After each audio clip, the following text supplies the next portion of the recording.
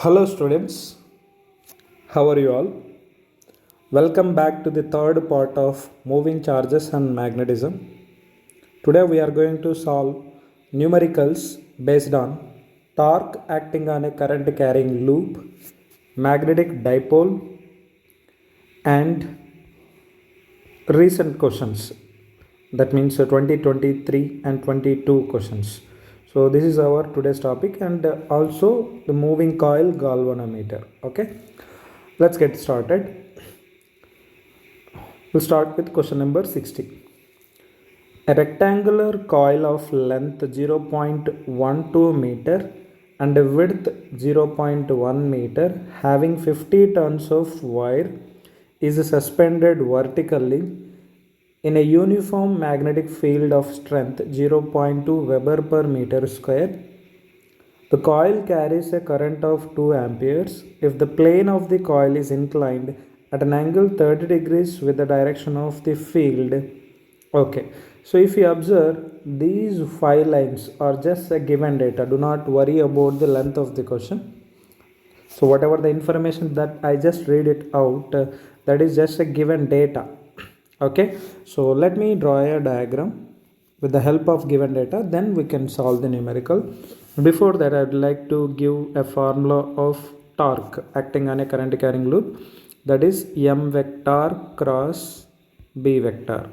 So let me expand this. This is m b sine theta. N cap is also there. That represent direction of the cross product of these two. That is nothing but direction of torque acting on it. Okay, where theta is angle between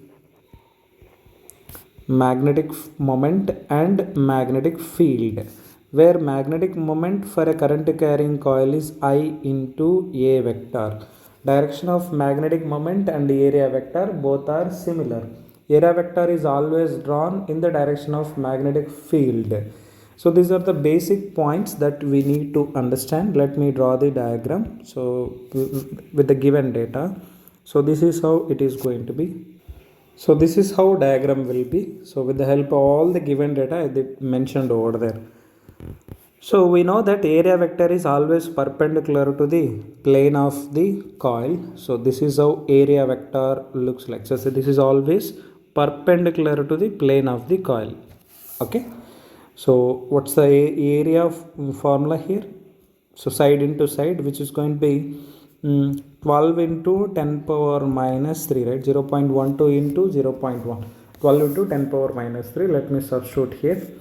So tau is equal to n into mb sine theta. Whatever the formula that I have given earlier, it is applicable for one coil. As there are n number of turns, I just multiplied with capital N.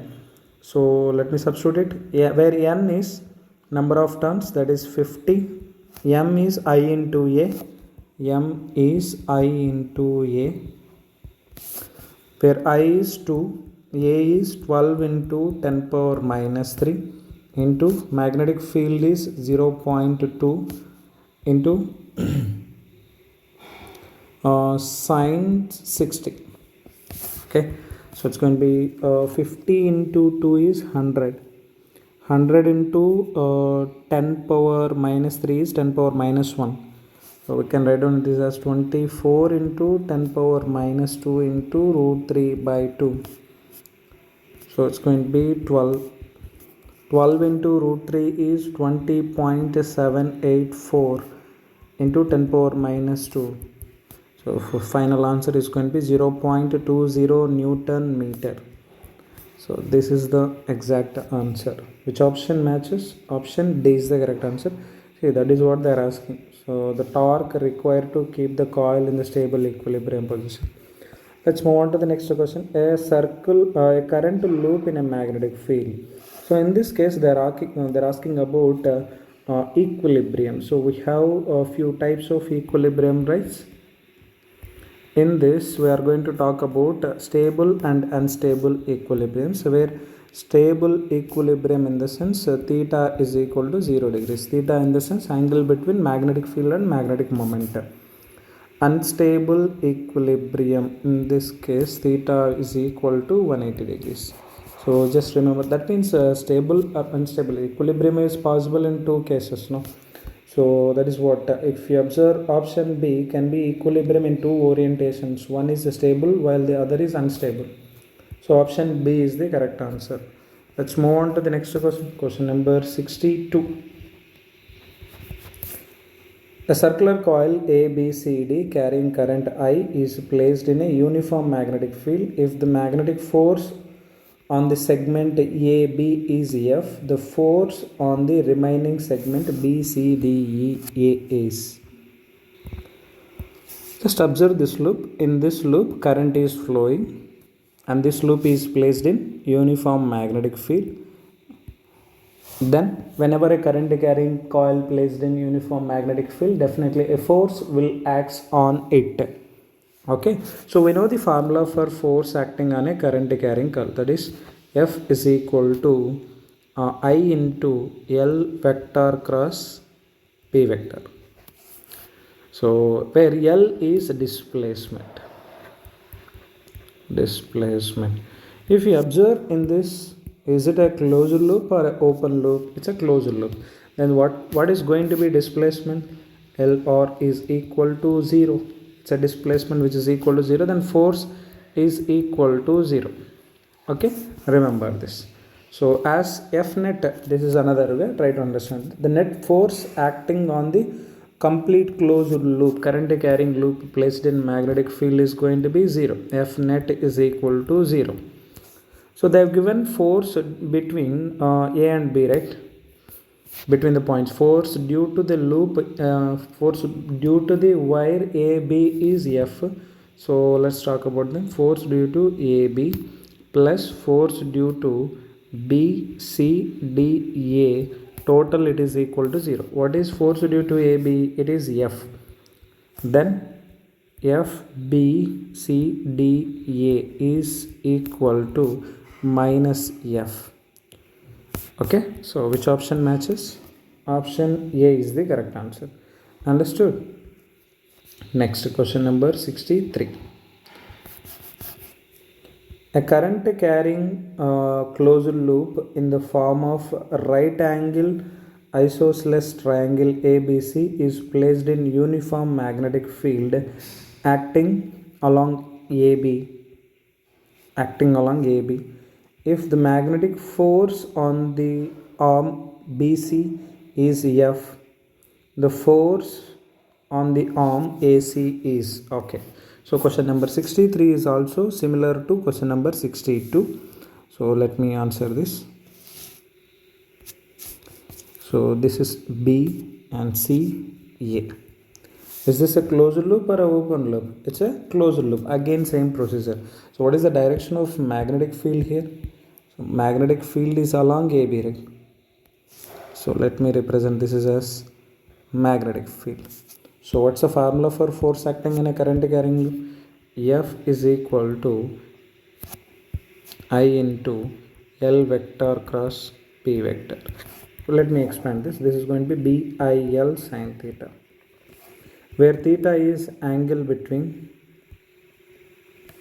L vector and B vector. So if you observe a length of AB and magnetic field parallel to each other or anti-parallel, it depends upon the direction that we are going to consider. So length always, that is displacement always measured in the direction of current here. So doesn't matter here, A and B, AB length and B bar either parallel or anti-parallel. That means theta is going to be either 0 or 180 degrees. So for both the angles, sin theta is going to be 0, right? So force on AB is always 0. And one more thing, it is a current carrying loop, right? As it is a loop placed in magnetic field, F net acting on that loop is 0.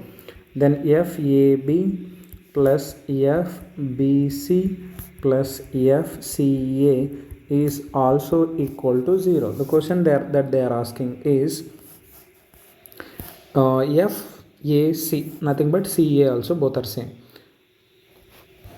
FAB is equal to 0 because the length is parallel or anti-parallel here, depends. So FBC that they have already given, which is F bar. plus FCA or AC, which is equal to 0, then FCA is equal to minus F bar. Again, which option? Option B is the correct answer. Understood? Very good. Let's move on to the next question. A square current carrying loop is suspended in a uniform magnetic field acting in the plane of the loop. If the force on one arm of the loop is F, the net force on the remaining three arms of the loop is super. Again, same question. 64. How many loops are there? So, current carrying loop. It's a square loop carrying current I. So placed in magnetic field, uniform, suspended in a uniform magnetic field. Let's say this is how it is going to be placed. As they said, the force acting on one loop. So force acting on one loop is equal to, what's the value? It is F bar. Then what is the force acting on remaining three loops? So we know that again F net is equal to 0. Net force acting on a current carrying loop placed in magnetic field is 0. So force acting on one loop plus force acting on remaining loops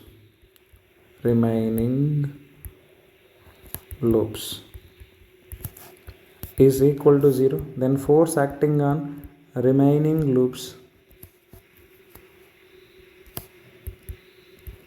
is equal to negative of force acting on first loop. What's the answer? Minus F bar. Again option B is the correct answer. Got it? Next question number 65.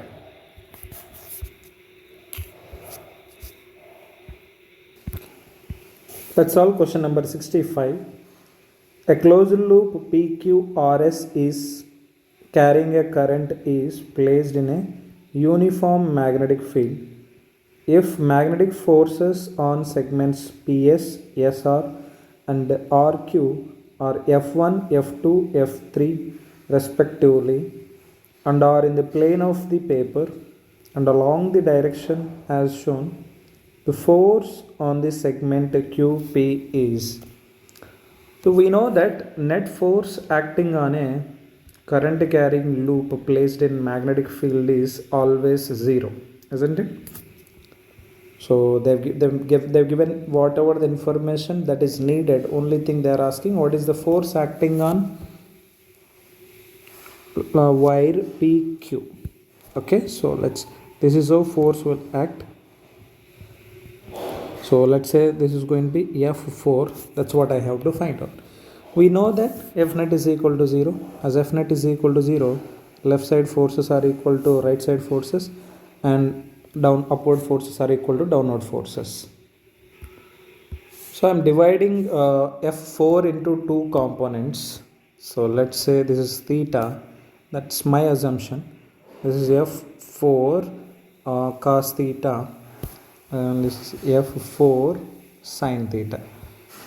So as F net is equal to 0, so we can equate opposite forces. That is F4 sin theta is equal to F2 and F4 cos theta plus F1 is equal to F3. Then F4 cos theta is equal to F3 minus F1. Okay, so let me add them. So F4 is equal to F4 cos theta. It's a vector addition, right? So that is what we have to do. So let me write down like this. I need magnitude, right? F4 is equal to root of F4 cos theta square plus F4 sin theta square. So which is equal to F4 cos theta is F3 minus F1 square plus F4 sin theta is F2 square. So which option matches? Option D is the correct answer for the given question. Understood? Next, question number 66. A charged particle is moving in a circle of radius capital R with uniform speed v. The associated magnetic moment mu is given by. So general formula for magnetic moment. Magnetic moment is I into A. So it is a circle. What's the formula for area of a circle? Pi r square. I need current. Okay, so what general formula for current? I is equal to Q by T. T is replaced as 2 pi r by V, right? Now let me substitute it here. Now this is going to be QV divided by 2 pi r into pi r square. This r will get cancelled, pi also will get cancelled. So finally it is QVR divided by 2. Okay. So which option? QVR divided by 2. Option D is the correct answer. Done. Let's move on to the next one. 67. Hope you guys are understanding. A coil is in the shape of an equilateral triangle of side L is suspended between pole pieces of a permanent magnet in such that B bar is in the plane of coil. Okay, so first of all let me draw the diagram for this.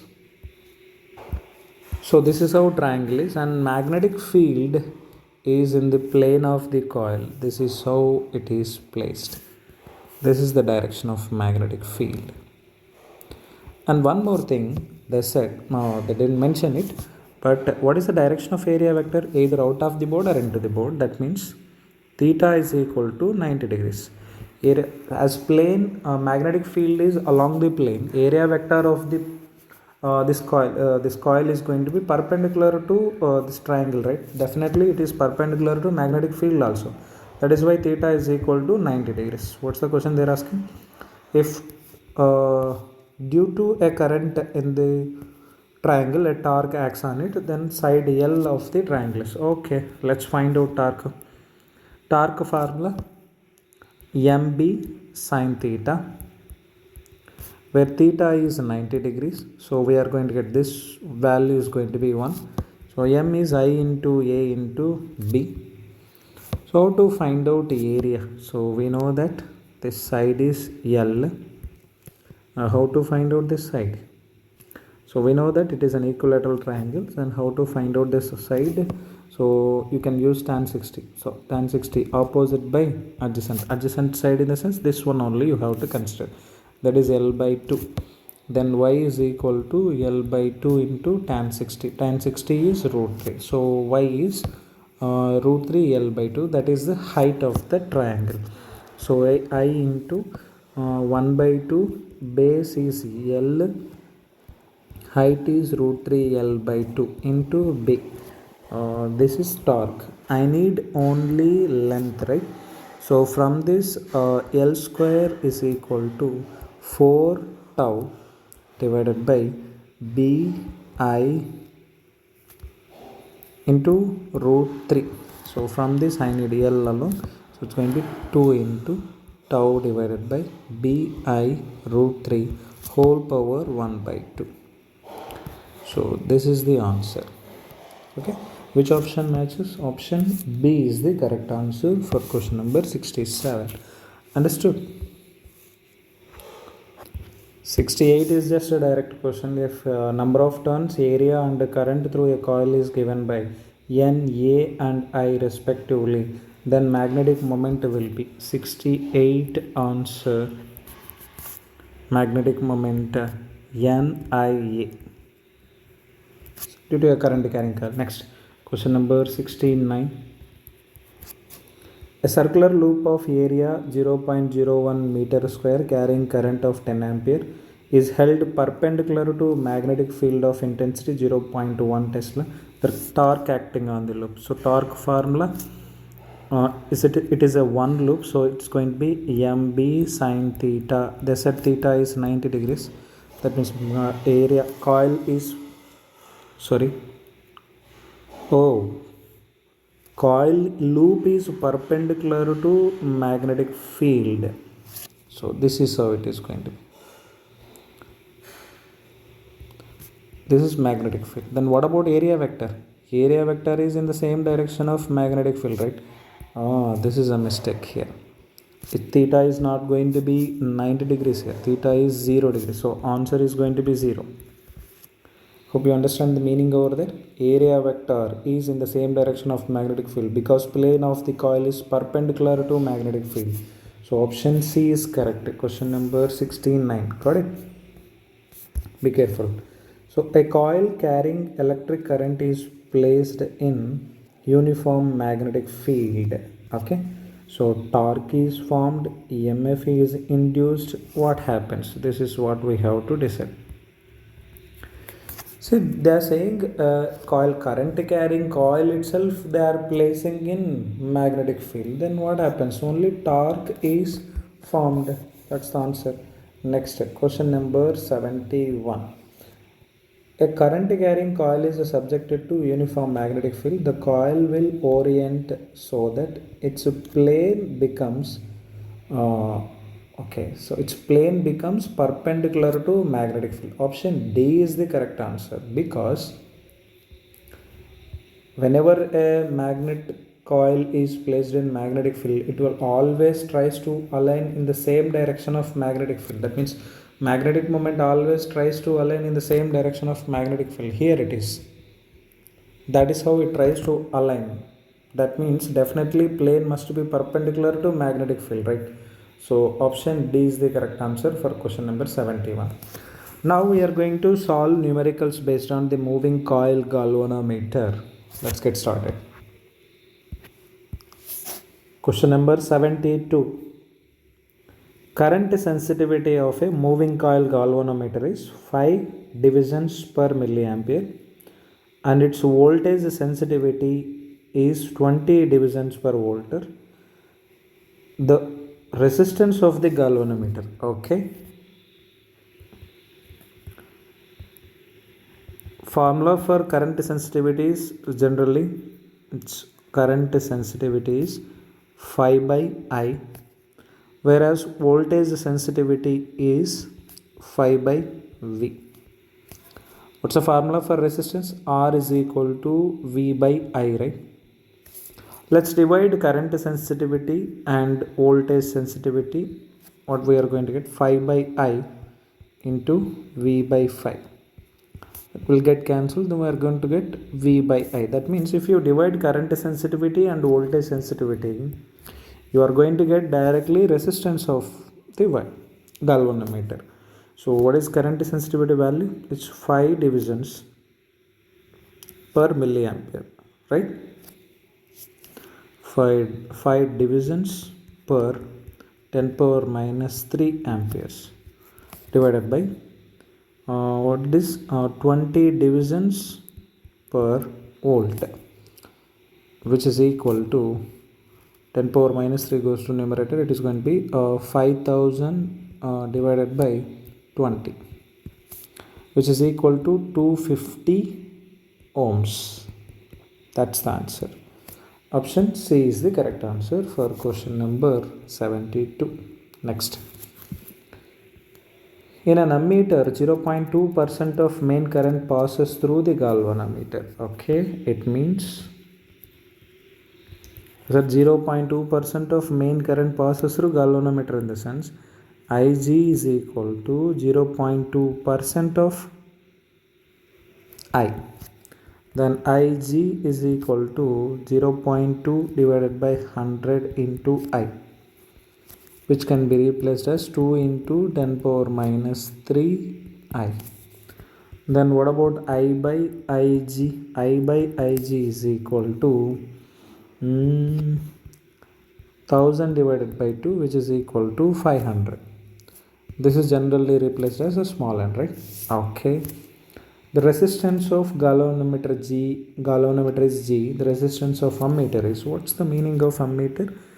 Ammeter is a combination of resistance of galvanometer and a shunt is connected to it.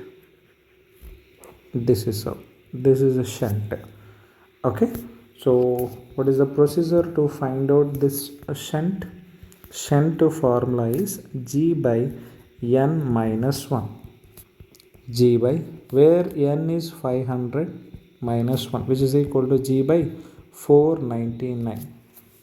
Question they are asking is resistance of ammeter. Meaning of resistance of ammeter is combination of S and G is resistance of ammeter.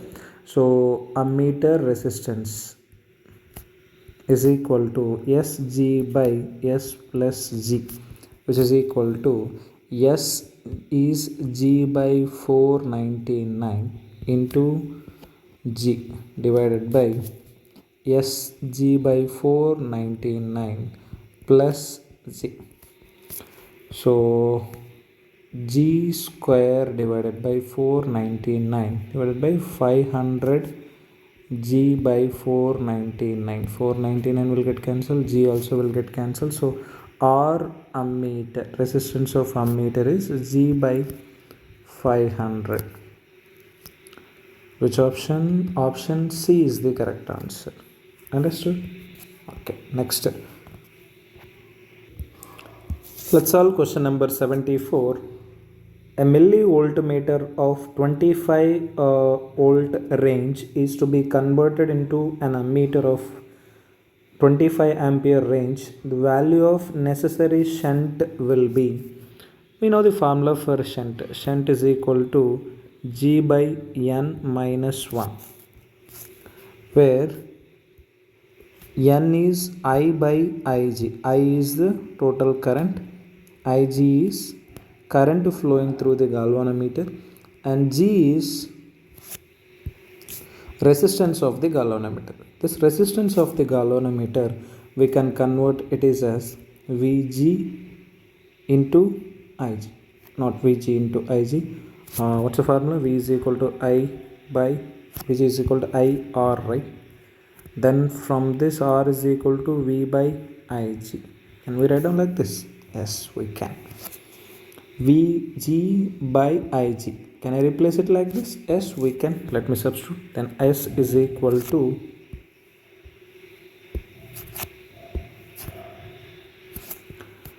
Vg, Sg is replaced as Vg by Ig, galvanometer voltage divided by galvanometer current, then I minus Ig divided by Ig. Ig will get cancelled, so I am left with Vg by I minus Ig. Okay, if you cross check, they have already given the range. Let me substitute that range. See, generally Ig is a very small value, right? So you can neglect it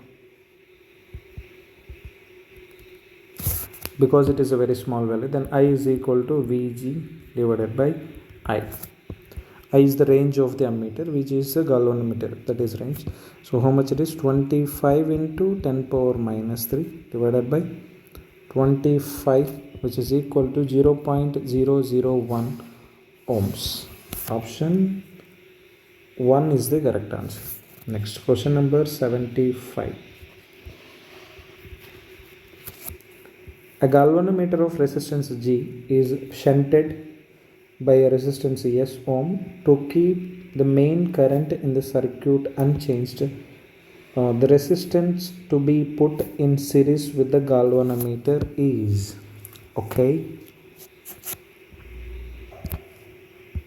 to keep the main current in the circuit unchanged, total resistance of this combination must be equal to galvanometer resistance. Just a condition. So total resistance of the circuit is Gs by G plus S, that is parallel combination of G and S, plus a series resistor is connected. This total combination must be equal to galvanometer resistor to maintain or to keep main current in the circuit unchanged. Okay, so from this what should I have to find out? R value. Then R is equal to G minus Gs by G plus S, which is equal to G square plus Gs minus Gs divided by G plus S. It will get cancelled. Then R is equal to G square by S plus G. Option D is the correct answer. Next, question number 76. A galvanometer has a coil of resistance 100 ohm and gives full scale deflection for 30 milliampere. If it is works as a voltmeter of 30 volt range, the resistance required to be added is. This is a general circuit of a galvanometer which is converted into voltmeter. Voltage across these terminals is the reading of this voltmeter. We have to find out the value of this R. So they have already given a galvanometer resistance which is 100 ohm. So which is giving a full scale deflection of 30 milliampere. So what about voltage across this galvanometer resistance? Voltage across the galvanometer resistance is going to be 30 into 10 power minus 3 into 100. That means 10 power 3, 10 power minus 3 will get cancelled. We are going to get 3 volt. So plus minus is the total voltage. And this voltmeter is giving 30 volt full voltage range. Okay. As 3 volts is dropping across galvanometer resistance, remaining voltage plus minus will drop across that unknown resistor, that is 27 volt. As we know current flowing through it and voltage across it, it is very easy for us to find out what is the resistance of that unknown resistor. Okay, then R is equal to V by I, where V is voltage 27 volt divided by current is 30 milliampere, which is 10 power minus 3. Then it is going to be written as 3 into 10 power minus 2. 10 power minus 2 goes to numerator. It's going to be 9 into 10 power 2, which is 900 ohm is the correct answer. Option A is correct. Let's move on to the next question. Question number 77. A galvanometer having a coil of resistance 60 ohm shows full scale deflection when a current of 1 ampere passes through it. It can be converted into an ammeter to read current up to 5 ampere by. Okay, that means we have to find out a shunt resistor G by N minus 1, where N is I by Ig. Ig is galvanometer current, I is full range current. Galvanometer resistance is a 60 ohm divided by N minus 1, where I is 5 ampere. Galvanometer current is 1 ampere, then it is going to be 5. So 5 minus 1, 60 by 4, which will give you as 15 ohm. As this is a shunt, to convert galvanometer into ammeter, this shunt must be connected parallel to the galvanometer. So 77, which option? Putting in parallel a resistance of 15 ohm. Option C is the correct answer for question number 77. Got it? Very good. Next question number 78. A galvanometer of resistance 50 ohm is connected to battery of 3 volt along with a resistor of 2950 in series.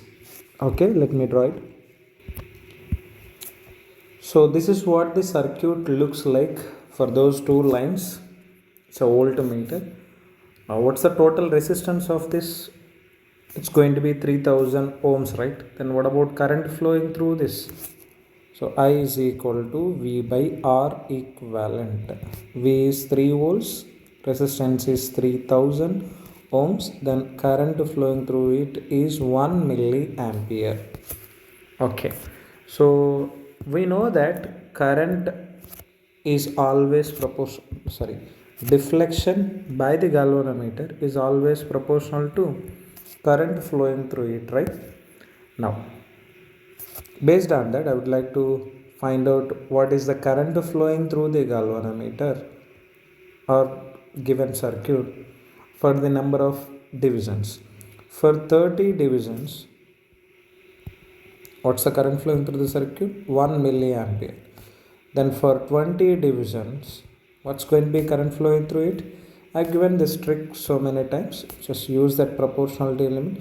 The next is equal to 20 by 30 into 1 milliampere. Then X is equal to 2 by 3 milliamperes of current flows through it.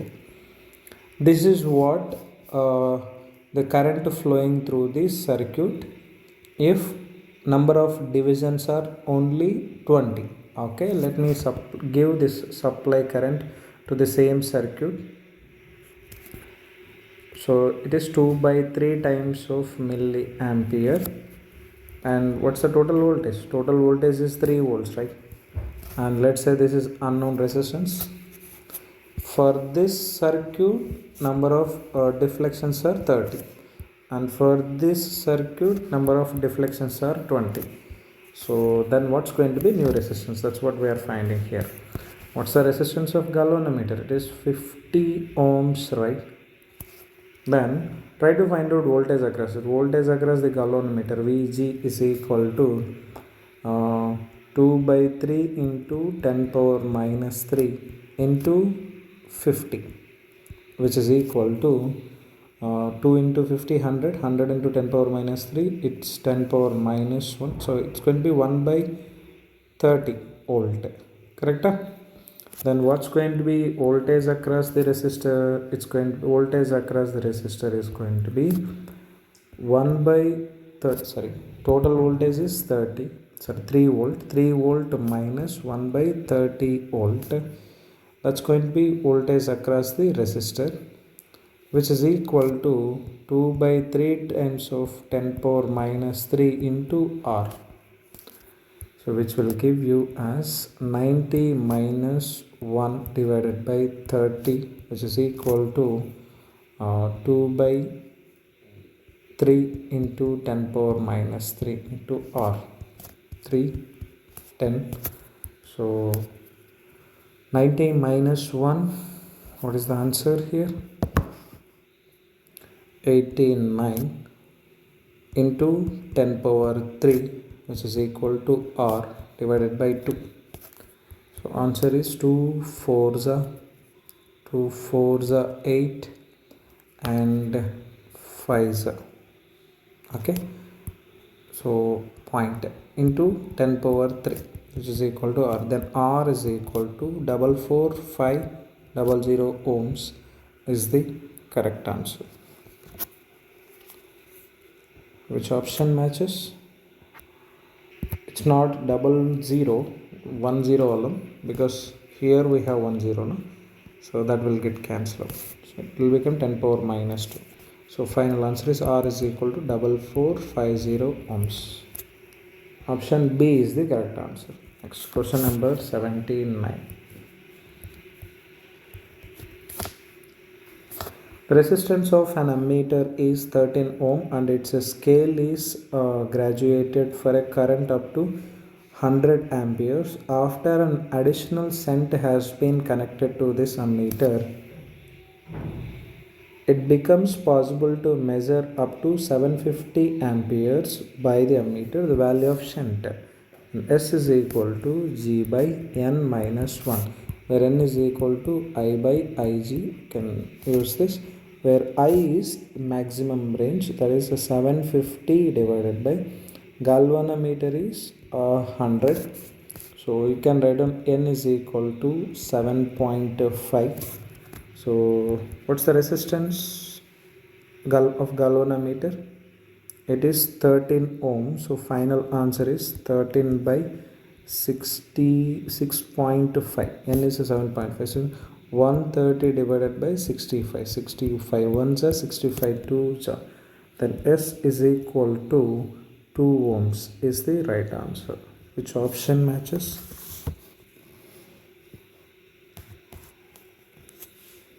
Option A is the correct answer. Did we miss anything? Next, question number 80.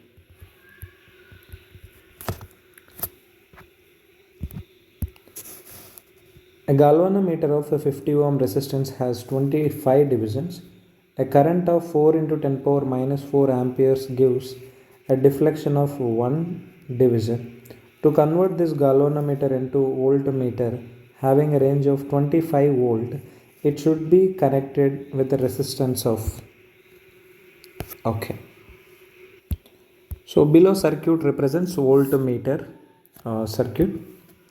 So we know that voltage across this combination is equal to voltmeter reading, and V is equal to Ig into G plus R, where R is unknown resistance. That's what we have to find out. From this, R is equal to V by Ig minus G. This given already they have given some data. So what's the value of V? V is equal to, how much it is? 25.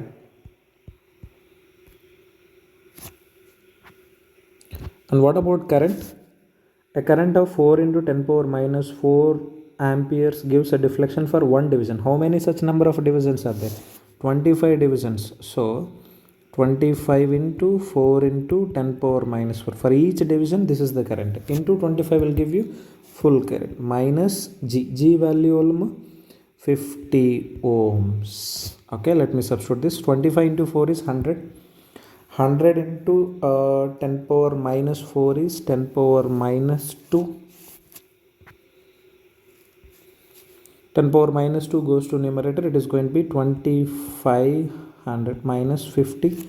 So R is equal to 2450 ohms, which is connected in series. Option D is the correct answer for question number 8. Next, 81. To convert a galvanometer into voltmeter, one should connect. To convert into a voltmeter, one should connect a resistor. In series, we have to connect. And one more thing, that resistance must be very high. A high resistance in series with the galvanometer. To convert galvanometer into ammeter, a small resistor is connected in parallel with the galvanometer. Remember that. 82. A galvanometer having a resistance of 9 ohm is shunted by a wire of resistance 2 ohm. If the total current is 1 ampere, the part of it passing through the shunt is, okay. So they're asking I minus Ig, right? Okay. Then S shunt is equal to, let me use that formula directly. So question number 82. Formula for shunt is G by N minus 1, where N is equal to I by Ig. So G by I by Ig minus 1, and S is equal to G into Ig by I minus Ig. I minus Ig is the current flowing through the shunt. This is galvanometer and this is shunt. Total current is I. Ig is galvanometer current, and current flowing through the shunt is I minus Ig. So this is how we have to write. So remaining information they have already given. Shunt is of 2 ohm, which is equal to galvanometer is 9 ohm. Galvanometer current. So if the total current is 1 ampere, the part of the current through the shunt is, I have to find out I minus Ig, right? Total current is already given. What's the value of total current? Total current is 1 ampere divided by 1 minus Ig. 1 minus Ig is equal to 4.5. Right? Then from this 1 minus Ig is equal to, sorry, substitution is wrong. Just check it out. G value is 9. Ig is unknown, that's what we have to find out. Total current is 1 minus Ig. So 1 minus Ig is equal to 4.5 times of Ig. Then 1 is equal to 5.5 times of Ig. And Ig is equal to 10 divided by 55. This is Ig. But I need I minus Ig, right? I minus Ig. Where I is 1 minus Ig is 10 minus 55, which is equal to 55 minus 10 divided by 55, which is equal to 45 divided by 55. Answer is 9 by 11. 9 by 11 is approximately 0.8 ampere. Which option? Option B is the correct answer. Next, to convert a galvanometer into ammeter, one needs to connect a low resistance in parallel. That's the answer. Next, let's move on to the next question. Question number 84. 84 already we solved. A thick current carrying cable. Okay, B is inside B directly proportional to smaller, outside inversely proportional to smaller. Option C is the correct answer for question number 84. So where did we solve this? This question is like this one. Question number 43 and question number 84 both are similar. It's a direct answer. Next, 85. And the product F is equal to QV in Q into V bar cross B bar is equal to QV BI cap plus BJ cap plus B naught K cap. For Q is equal to 1 and V is equal to some value they have given, F is equal to a given. Okay, what will be the complete expression for B? Okay, let's use cross product rule, then we'll get the answer quickly.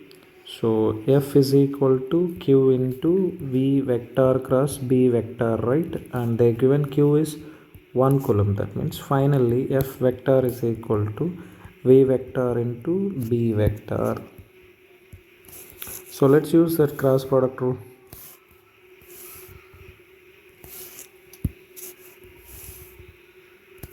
So this is I cap, J cap and K cap. So first of all we have to write out first vector coefficients.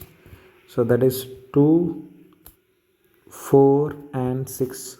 Then B and B naught,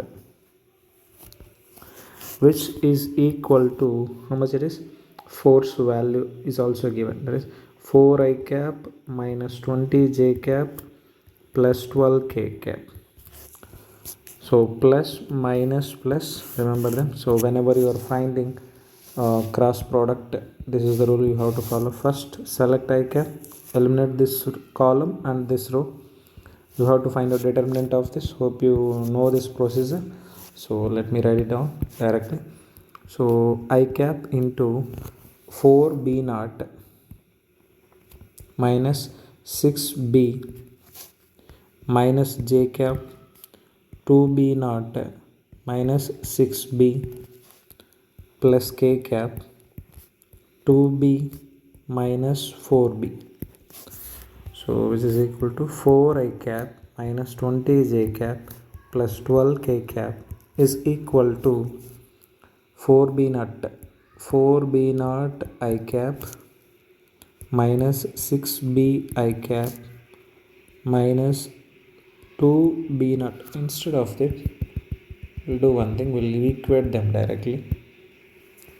So 4B naught minus 6B I cap, next minus 2B naught minus 6B J cap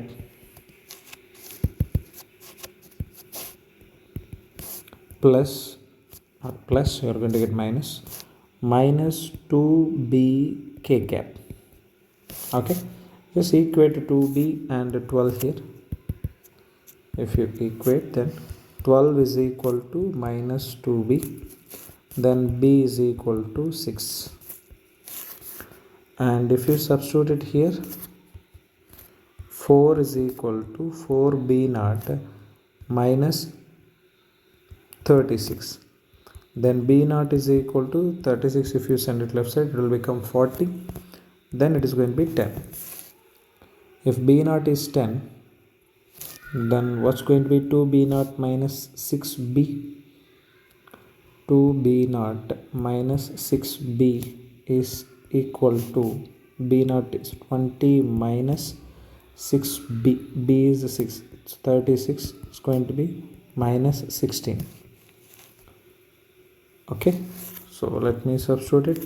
So finally I need b bar is equal to b I cap 6 I cap plus 6 j cap plus 10 k cap. We did forget a representation of minus here, so let me write it down again. So it's b is not plus 6, it is minus 6. Okay, so if b is minus 6, then 4b naught minus 6b is equal to 4, and 4b naught minus 6 into b is minus 6, which is equal to 4. Then 4b naught is equal to 6 6 36, so 4 minus 36, then b naught is equal to minus 8. Now we got b and b naught, so b bar is equal to, they gave b I cap plus b j cap plus b naught k cap, right? Then b vector is equal to, b is minus 6 I cap minus 6 j cap minus 8 k cap. This is the correct answer. Which option matches? Option B is the correct answer. Got it? Let's solve question number 86, which is 2021 NEET question. An infinitely long straight conductor carries a current of 5 amperes as shown. This is where I have drawn. Okay. An electron is moving with a speed of 10 power 5 meter per second parallel to the conductor. Okay, that is also shown. The perpendicular distance between the electron and the conductor is 20 centimeter at an instant. Okay, that is also drawn. See, if you observe this complete, all these lines, they are just given data. Don't fear by seeing the question itself. Calculate the magnitude of force experienced by the electron at that instant. Okay, so if this is the direction of current, is this point, this electron is left side of the current direction, so direction of magnetic field is going to be out of the pole. First of all, I have to find out what's the magnitude of this magnetic field. As this is infinitely long straight wire, formula for magnetic field is mu naught I by 2 pi r. So that is B is equal to mu naught is 4 pi into 10 power minus 7. I is 5 amperes divided by 2 pi into 20 centimeter can be replaced as 0.2 meter. 2 pi 2 into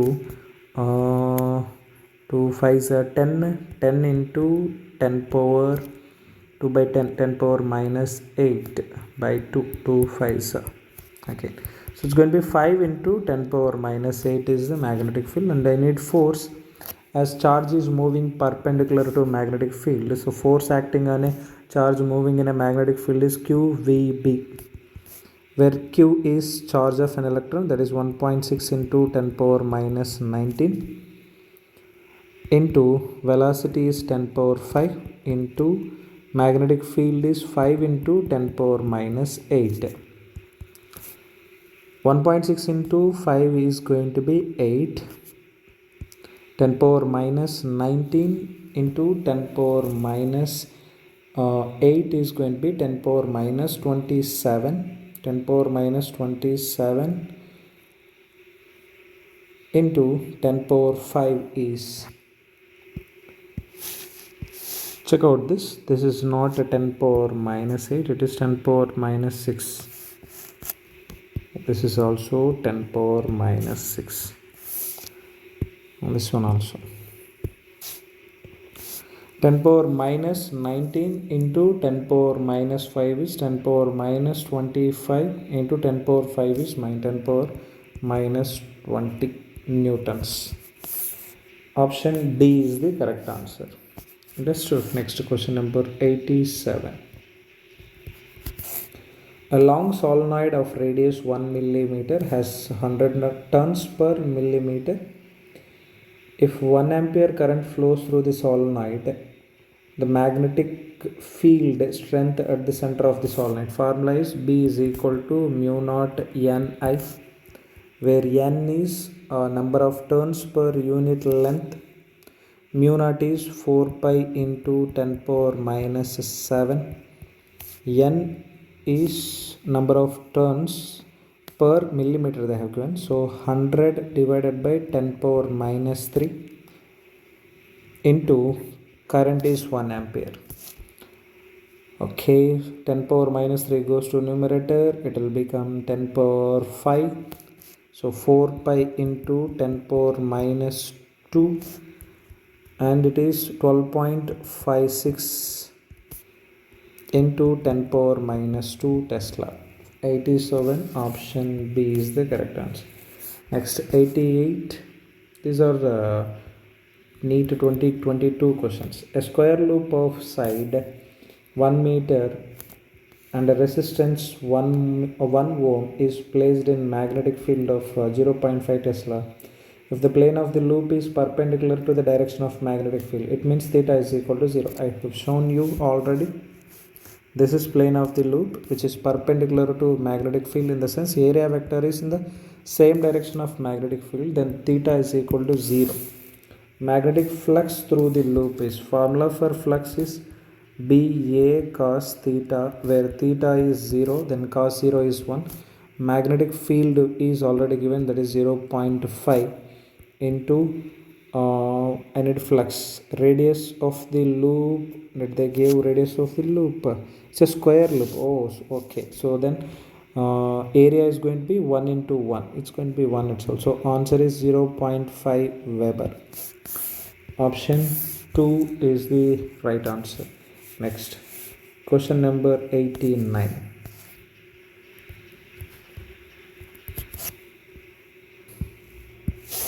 So it's a statement type of question. Biot-Savart's law gives us the expression for magnetic field strength of an infinitesimal current element of a current carrying conductor only.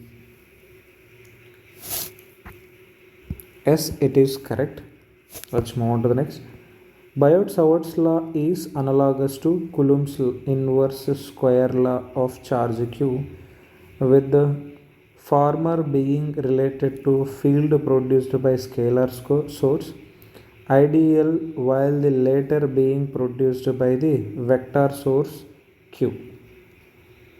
Oh, I don't think so. It's a suitable answer. I think option 3 is correct. Statement 1 is correct and statement 2 is incorrect here. Okay, next. From Ampere's circuital law for a long straight wire, it's repeating almost a third time. So which question? This one. 84 and question number 90. Both are similar. Circular cross section carrying a steady current. The variation of magnetic field inside and outside the region. So inside it is linearly increasing, function of distance up to R boundary, while then decreasing 1 with 1 by R dependence. I think option 3 is correct for question number 90, because the graph looks like this. Just observe the graph. This is how graph looks like. So inside it goes on increases, but whereas outside it decreases like this. Inside it is directly proportional to smaller, outside it is inversely proportional to smaller. Magnetic field versus distance graph. 90th question. Understood? Next, question number 91. So it's a theoretical question. The net magnetic flux through any closed surface, it's 0, because entering flux is equal to leaving flux, it's always 0. Let's solve question number 92. A wire carrying a current of I along positive x direction has length L. It is kept in a magnetic field B. Magnitude of the magnetic force. Formula for magnetic force is it's going to be I into L vector cross B vector, and they said current is in the direction of positive x direction, right? So if current I is in the positive x direction, L also must be considered in the same direction. Then it is going to be I into L vector is in the I cap direction, that is L I cap cross 2 I cap is 0.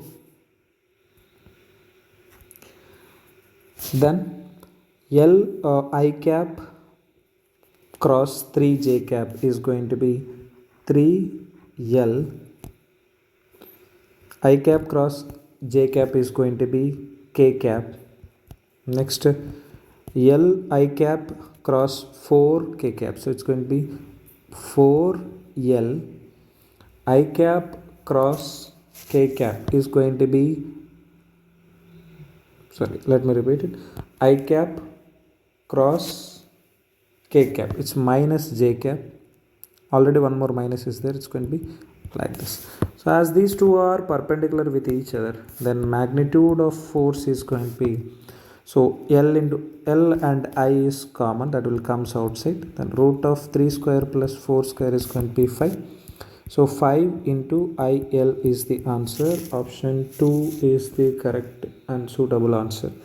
Next, question number 93.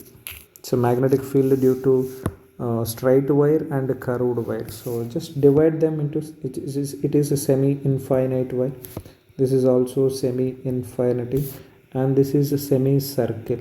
And we have to decide the direction of magnetic field also. A very long conducting wire is bent in a semicircular shape from A to B as shown in the figure. The magnetic field at a point P for steady current configuration is given by. Just let's divide this into 3 parts, 1, 2 and 3. So this is semi-infinite wire. This is also semi-infinite, and it is semicircle. So total magnetic field at that point P is equal to, first of all check out the direction. Due to first conductor, magnetic field is into, because it is right side of current direction. But due to semicircular coil, it is outward, due to the point is left side of current direction, this is B2.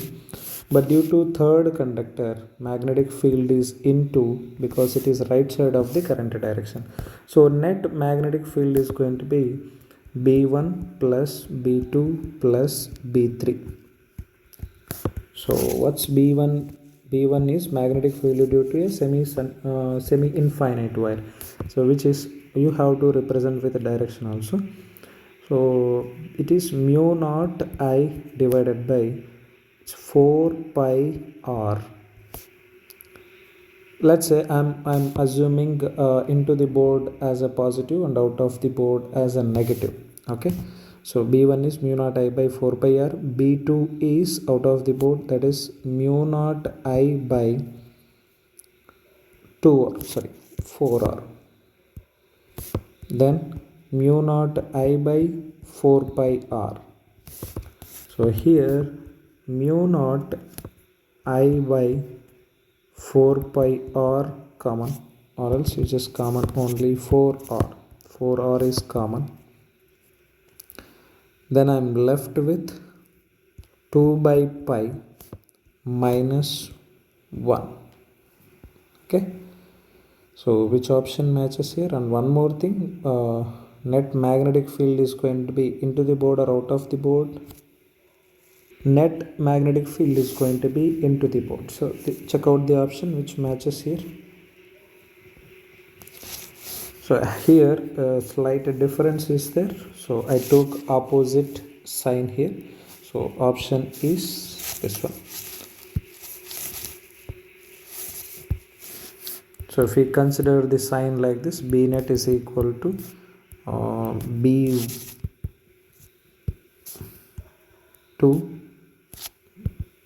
B1 as negative, B2 as positive, and B3 as a negative, then resultant answer looks like mu naught I by 4 or 1 minus 2 by pi. That's it. It's not taking simply direction, it depends upon the magnitude also. You have to cross check magnitude, whose magnitude is greater, then we have to substitute it. Understood?